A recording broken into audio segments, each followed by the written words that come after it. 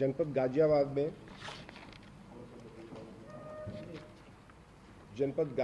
में थाना नंदग्राम स्थित घटना के परिप्रेक्ष्य में जो समाचार पत्रों में और विभिन्न चैनल्स में प्रसारित हुआ है, उस संदर्भ में ये कहना है कि इसमें जैसे ही सूचना प्राप्त होती है, जनपद गाजियाबाद की पुलिस ने इस पर मुकदमा पंजीकृत किया। सभी वैज्ञानिक साक्ष्यों का संकलन करने के लिए एसएसपी गाजियाबाद ने एसपी क्राइम दीक्षा शर्मा, जो कि पेशे से एमबीबीएस जिन्होंने अपनी डिग्री भी की हुई है, इनके साथ में जो सीओ है यहाँ की सर्किल की आलोक दुबे, इनके नेतृत्व में एक टीम गठित की। एसपी सिटी निपुण इसमें लगातार संपर्क रहे।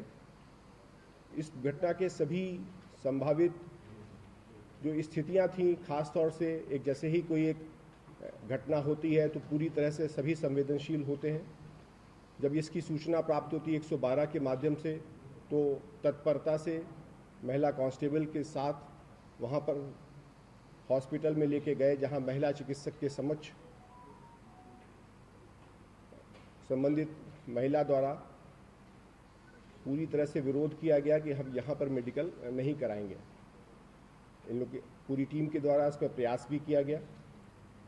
जब सफलता प्राप्त नहीं हुई तो जाहिर सी बात है चिकित्सकों द्वारा इसको हायर प्लेस के लिए रेफर किया गया, मेरठ मेडिकल कॉलेज या अन्य। यहाँ पर जीटीबी हॉस्पिटल में जाने की, चूँकि वो पहले से वहाँ से भीग रही है या जो भी कारण है, उनके द्वारा एक बात कही गई जिसके बेसिस पर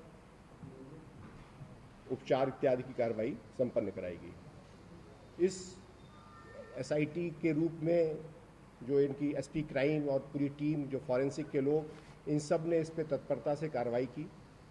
तो ये बात निकल के आई कि इनका एक परिचित आज़ाद पुत्र तहसीन निवासी कबीर नगर दिल्ली है, जो कि जिस समय ये गायब हुई थी कथित रूप से, उस समय से इनका भी मोबाइल ऑफ था। और हम लोगों को प्रथम दृष्टया ये भी लगा कि इस पूरी जो एक इशू पे जो लोग इस प्रकरण में नामजद हैं, वहाँ पर कड़कड़नुमा कोर्ट में उनके 2 दीवानी न्यायालय के बाद विचाराधीन थे, और जिसको लेकर के कोर्ट्स में, क्रिमिनल कोर्ट्स में भी कार्रवाई करने के प्रयास हुए थे। बहरहाल ये सारी चीज़ें निर्णायक नहीं थी, उसमें पूरी टीम ने लगातार इस पे कार्य किया। तो ये स्पष्ट हुआ कि जो ये इसका परिचित है आज़ाद, जब इसके मोबाइल और इसकी सारे साक्ष्यों का विश्लेषण किया गया, तो उसमें एक विशेष तौर पर इस पूरी खबर को ये के कारण प्रसारित करने के लिए विभिन्न लोगों से संपर्क करने की चेष्टा, कहीं कहीं पर पेटीएम से कुछ भुगतान करने की स्थिति भी परिलक्षित हुई। उस बेसिस पर पूरी टीम ने जब गहराई से इसके पूरे विजिट को, इसके पूरे रूट को, और ख़ास तौर से जहां ये पीड़िता कथित तौर पे मिली है उसके आसपास की लोकेशंस को ट्रेस करने पर जब इसकी स्थिति परिलक्षित हुई, तो गहराई से पूछताछ हुई तो इसमें स्थिति स्पष्ट हुई। और ख़ास तौर से उनके द्वारा इस बात का कन्फेशन किया गया कि 2 अन्य उसके साथी, एक गौरव पुत्र गंगा शरण और एक अफजाल पुत्र इकबाल, इनके माध्यम से एक ये प्लानिंग करी गई कि पहले भी बहुत प्रयास हुए इस ज़मीन, इस प्रॉपर्टी को लेने के लिए, इसमें अगर हम इस तरह से करेंगे तो हम निश्चित तौर पे कामयाब होंगे। उस पूरे प्रोसेस में ये एक प्रकार से इन लोगों ने एक षड्यंत्र पूरी तरह से रचित किया। पुलिस की इन्वेस्टिगेशन से जो इनका कन्फेशनल स्टेटमेंट आया, उसके बेसिस पर कोरबोरेटिव एविडेंस, वैज्ञानिक साक्ष्य जब संगत मिले तो उसको स्थिति अभी स्पष्ट हुई है। एक पृथक से, चूँकि आज़ाद नाम के व्यक्ति के रिकॉर्ड के ऊपर शीलन से स्पष्ट हुआ कि इसके विभिन्न तरह के आधार कार्ड इसके द्वारा बनवाए गए हैं, यहाँ तक कि इसके पति के नाम का भी एक आधार कार्ड इसके द्वारा बनवाया गया है। तो उन सारे बेसिस पर एक अलग से मुकदमा पंजीकृत किया जा रहा है। एक विधिक प्रक्रिया को बाधित करने के लिए जिस तरह से इसमें षड्यंत्र रचा गया है, उस पर हम लोग अलग से एक मुकदमा पंजीकृत कर रहे हैं और उसमें जो भी लोग दोषी हैं साक्ष्यों के आधार पर उनकी कार्रवाई करेंगे और ये सुनिश्चित कराएंगे कि इस पूरे प्रोसेस में बाकी भी जो भी लोग आते हैं उनको लॉजिकल एंड तक लेके जाएं, उनको न्यायालय के माध्यम से एक जुडिशियल डिटरेंस स्थापित हो सके और एक बेहतर व्यवस्था में हम कार्रवाई कर सकें।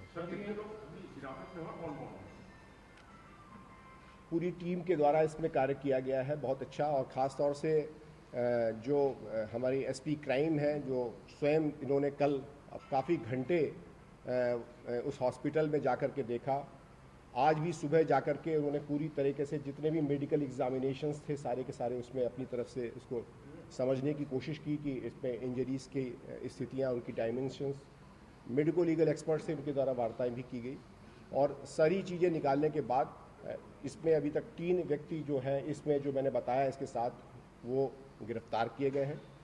बाद में जिस कार के द्वारा इनको वहाँ पर छोड़ा गया था वो कार और उसके साथ जो सामग्री है वो हम लोगों ने इसको बरामद की है। अभी इसमें फर्दर पूछताछ हो रही है, क्योंकि इस प्रकरण में अलग अलग तरह से भ्रामक सूचनाएं प्रसारित हो रही थीं। नॉर्मली हम लोग विवेचना के क्रम में बीच में इसमें पीसी नहीं करते हैं, क्योंकि इसमें बहुत सारे भ्रम फैलाए जा रहे थे, तो इसलिए ये औचित्यपूर्ण पाया गया कि इसमें ये फिलहाल जो तथ्य हैं अभी तक जो वैज्ञानिक साक्ष्यों से संतुष्ट हैं वो आपके समक्ष रखे जा सके। अभी इस पे और आगे की कार्रवाई हम लोग करेंगे और इसको लॉजिकल एंड तक लेके जाएंगे। फेक है, आप ये कहना चाहते हैं? मैंने बताया कि किस तरह से षड्यंत्र करके ये स्थितियां उत्पन्न की गई, जो फॉरेन ऑब्जेक्ट जहां से लिया गया उसके बारे में भी, जो फॉरेन मटेरियल जो उसके बारे में भी हमने साक्ष्य संकलित किए। अब बाकी चीज़ें हम लोग निश्चित तौर पर इसको लॉजिकल एंड पे लेकर के जाएंगे और जो वैज्ञानिक साक्ष्य हमको संकलित हुए हैं और जो फर्दर विवेचना हमारी हो रही है अभी जो कन्वेंशनल स्टेटमेंट में जो उन्होंने बताया है, नहीं देखिए, अभी वो अभी तक वो मेडिकल सुपरविजन में है तब तक हम उसमें गिरफ्तारी की बात, मैंने आपको बताया कि 3 लोगों की गिरफ्तारी इसमें की गई है। इस विवेचना के क्रम में जो भी संरक्षणदाता के रूप में कुछ लोग निकल के आ सकते हैं, षड्यंत्रकारी के रूप में पूरक रूप से आ सकते हैं, जो भी विवेचना में जो भी निश्चित तौर पर वो इसमें शामिल है तो उस पर विधिक कार्रवाई उन पर बनेगी। सर, पूरा जो अभी तक जो स्टेटमेंट्स आए कन्फेशनल, वो किस-किस के आए और क्या उन्होंने बताया वो थोड़ा सा बताइए। देखिए, 3 लोगों के कन्फेशनल स्टेटमेंट्स हैं और अफजाल और गौरव, हाँ, 3 लोगों के कन्फेशनल स्टेटमेंट हैं। जो कन्फेशनल स्टेटमेंट उनके द्वारा दिए गए हैं, अभी हम लोगों के पास पूरे 20 घंटे से अधिक का समय और है, हम उनसे और फर्दर विवेचना करेंगे 24 घंटे के उसमें, और जो अब तक कन्फेशनल स्टेटमेंट थे वो हमारे पास उपलब्ध वैज्ञानिक साक्ष्यों से संतुष्ट हैं। मैंने इसीलिए बहुत साफ शब्दों में जिम्मेदारी के पूर्ण बात कही है, मात्र कन्फेशन नहीं है। देखिए सर, महिला जब वहाँ से बताया गया 16 तारीख को महिला गायब हुई थी रात में, उसके बाद 2 दिन महिला कहाँ रही, इस बीच में कहाँ उसकी लोकेशन मिली क्या? जी, ये दिल्ली में जिस प्लेस आइडेंटिफाई किया गया है वहाँ पर, क्योंकि जिस वाहन से ये लाई गई हैं और आई हैं उसकी GPRS लोकेशन के आधार पर वो चीज़ पुष्ट है कि किस रूट से कब आना है। तो मैंने आपको इसीलिए कहा कि बहुत सारी चीज़ें अभी विवेचनात्मक डिटेल को नहीं, हमने आपको बताया एक वो भी आ चुका है बाहर है, तो वहाँ आप देख लीजिए। इसका आपकी पुष्टि हुई है, मतलब इसकी कोई किडनैपिंग नहीं हुई, इसका इलीगल कोई कन्फाइनमेंट नहीं। और ड्यूरिंग 2 डेज जो वो बता रही है, वो अपनी स्वेच्छा से एक नियत स्थान पर थे, अपनी स्वेच्छा से नियत स्थान पर थे। देखिए, इसमें मुख्य भूमिका आज़ाद की है, बाकी वाहन गौरव का है जिसका प्रयोग किया गया। अफजाल इनके रिश्तेदार और साथी के रूप में भी है, तो जिसका इन्होंने इसको प्रयोग किया। और मैंने पहले बताया कि एक विवादित एक छोटी सी प्रॉपर्टी है, 2021 में एक समीना नाम की महिला है, उसने इसको आज़ाद को दिया। आज़ाद ने फिर एक power of attorney Deepak Joshi को की, दीपक जोशी ने इस पीड़िता को कथित तौर पे जो है उनको इसको पावर ऑफ अटॉर्नी की बात करी ये 23/2/22 को, और उसके बाद से कड़कड़पुरा कोर्ट में, सिविल कोर्ट में भी प्रोसेस चल रहा है, डिस्ट्रिक्ट कोर्ट में भी प्रोसेस चल रहा है। तो एक मिनट,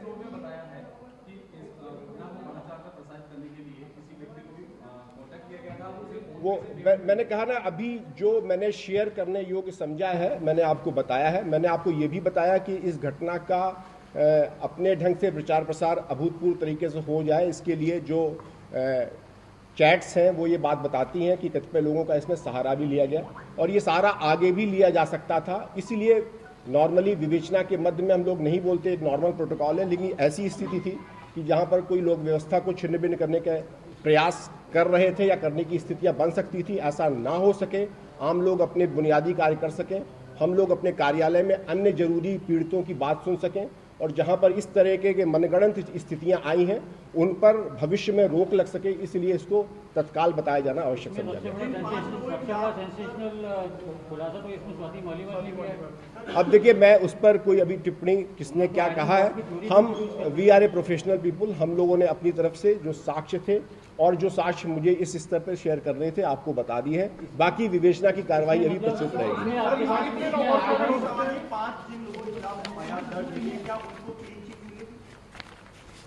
अभी तक कोई साक्ष्य उनके विरुद्ध नहीं पाए गए हैं और हम हर तरह से, यदि इनका कोई और अन्य आपराधिक कृत्य हो तो मैं उसके बारे में कोई टिप्पणी नहीं कर रहा हूं। प्रथम दृष्टया अभी तक इस वारदात में कोई वारदात हुई ही नहीं है, तो वारदात के साक्ष्य मिलने की बात नहीं है।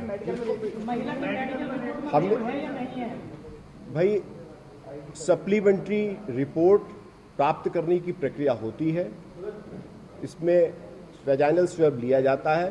सप्लीमेंट्री रिपोर्ट हमने फॉरेंसिक लैबोरेटरी को भेजने की प्रक्रिया प्रारंभ की है, हमने भेजा है, वहाँ से वो सारी साक्ष्य आएंगे।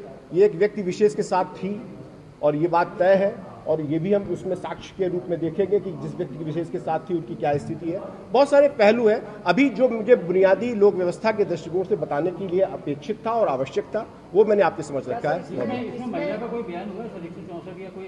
अभी 164 के स्टेटमेंट की प्रक्रिया के लिए हम लोगों ने बात करी है और वहां पर इसको सुनिश्चित वो एक that is a legal process, उसको हम लोग कराएंगे।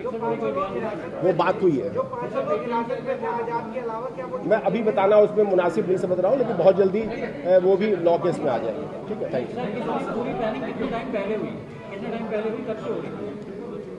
देखिए, इसको लेकर के पहले भी दिल्ली में 2 एप्लीकेशंस आ चुकी हैं क्रिमिनल साइड पर और वो लॉजिकल एंड तक नहीं पहुंच सकी है, तो ये 3rd अटेम्प्ट था।